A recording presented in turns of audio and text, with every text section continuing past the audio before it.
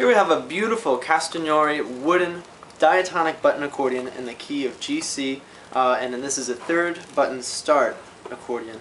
And so we have a nice stepped button board here. And you can see all the woodwork is very beautiful. It has wooden inlay as well as a nice cut grill. Inside the bellows we have a beautiful floral red. All around great craftsmanship, including the reed quality. And I'll play through these reeds for you, which I alternate behind the button board with 3 thumb levers. This first thumb lever, if I pull it all the way up, I get a solo clarinet. If I push it down, I get our LMM tuning, which is very wet. And then if I push the middle one either up or down, I get the master LMM tuning. The one lowest here, if I push it down, get a nice bandoneon sound. Push it up, I get my solo bassoon.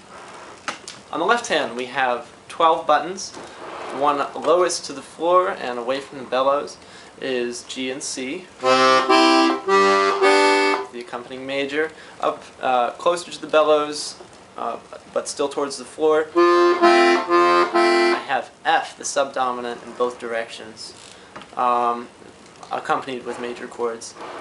Next, towards the bellows, the next 4 buttons are as follows on the in: E, E major, E flat, and E flat major. If I were to do those same buttons on the out, I would get A, and A minor, B, and B major. In the row farther from the bellows, these last 4 buttons, I would have on the in a G, G major, A flat major, and then on the out I have D, D major, and B major. On the right hand you'll notice that we have 5 buttons here on the top. These are for accidentals, and so there's E flat, G sharp, A, C sharp, G, and B that are within these, and they're in 2 octaves so that you can hit different scales. So on the in, these buttons we have E flat, G sharp, A, E flat, G sharp. So you can hear these are octaves. On the out we have C sharp, G, B, C sharp, G again. Again, octaves. This is a beautiful accordion, great design, really fine craftsmanship. On the left hand we have 4 stops here. The bottom 2 are including the thirds.